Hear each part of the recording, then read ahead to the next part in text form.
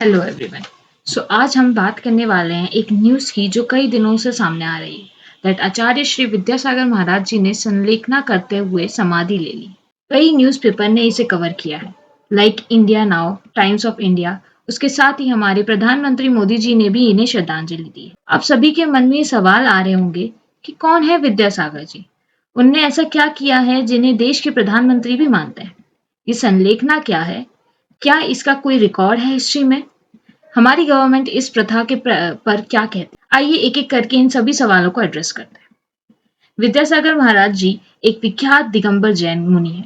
Jainism religion में दो sect हैं, एक दिगंबर और एक श्वेतांबर। विद्यासागर महाराज जी का जन्म 10 अक्टूबर 1946 में कर्नाटका में हुआ। उनका नाम विद्याधर रखा गया था। बचपन से ही उन्हें धर्म में बहुत रुचि थी, इसलिए वह बहुत जल्द दीक्षा लेना चाहते थे, पर परिवार के अपोजिशन के कारण उन्हें बहुत संघर्ष करना पड़ा।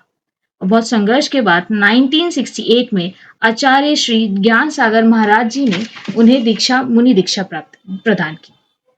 1972 में ही गॉट आचार्य पदवी फ्रॉम हिज गुरु, और इस तरह विद्याधर से आचार्य विद्यासागर महाराज तक का सफर उनका पूरा हुआ। आइए अब चलते हैं नेक्स्ट क्वेश्चन पे कि उनमें ऐसा क्या है जो उन्हें राष्ट्रगुरु कहा जा रहा है, या हमारे प्रधानमंत्री ने भी उन्हें सम्मान दिया है। विद्यासागर महाराज जी ने कई लैंग्वेज में मास्टरी की हुई है, जैसे कि संस्कृत, प्राकृत और मॉडर्न लैंग्वेजेस कई सारे। महाराज ने अपने पूरे जीवन में जैन आगम के अनुसार सुप्रीम अपरिग्रह और सेक्रीफाइस के साथ बिताया है।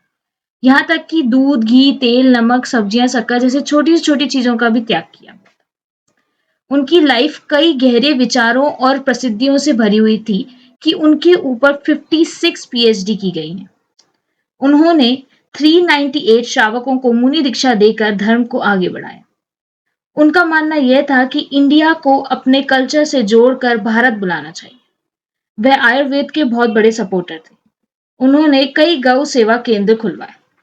बस इतना ही नहीं, उन्होंने बुंदेलखंड रीजन में कई सोशल रिफॉर्म किए, जैसे स्कूल कॉलेजेस खुलवाना, कम्युनिटी सेंटर्स ओपन करवाना। उनके कई प्रसिद्ध रिटन वर्क हैं, जैसे कि निरंजन शतक, भावना शतक और सबसे प्रसिद्ध तो मूक माटी, जो कि हिंदी के पोस्ट ग्रेजुएशन के सिलेबस में इंक्लूड की गई है।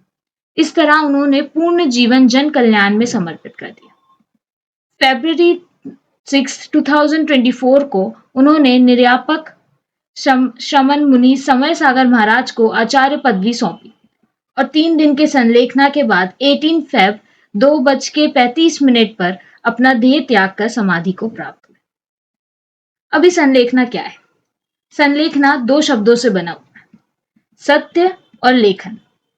अकाउंट ऑफ गुडनेस, सत्य का लेखा जोखा। संलेखना एक ऐसी प्रैक्टिस है जिसे व्यक्ति वॉलंटरी विदाउट एनी प्रेशर अपना खाना पीना त्याग कर भगवान के ध्यान में चला जाता है। इसको कई अन्य नामों से भी बुलाया जाता है, जैसे संथारा, समाधि मरण, साधु मरण, संन्यास मरण, इच्छा मरण। यह एक जैन फाउंडेशनल प्रैक्टिस है। प्रतिक्रमण सूत्र के श्रावक अनुव्रत में कहा जाता है, जब जीवन के सब उद्देश्य पूरे हो जाए और अब देह उद्देश्य पूरा करने में सक्षम ना हो, तो व्यक्ति संलेखना को ले सकता है। क्या हिस्ट्री में संलेखना से रिलेटेड कोई फैक्ट है? हाँ, महान राजा चंद्रगुप्त मौर्य, जो भद्रबाहु के साथ अपना राज्य त्याग कर जैनिज्म अपनाकर कर्नाटक आ गए थे, उन्होंने श्रवणबेलगोला में संथारा फॉलो करते हुए समाधि को प्राप्त किया था। और भी कई एंशियंट स्कल्पचर हमें मिलते हैं जो संथारा को दर्शाते हैं। अब कई लोग के मन में यह सवाल आ रहा है कि क्या ये लीगल है? क्या ये सुसाइड नहीं है? इसी तरह एक ह्यूमन राइट एक्टिविस्ट ने हाई कोर्ट में कंप्लेंट डाली कि यह एक सोशल एविल है, जिसमें घर के बूढ़ों को फोर्स किया जाता है कि वह संलेखना ले लें ताकि उनके ख्याल ना रखना पड़े।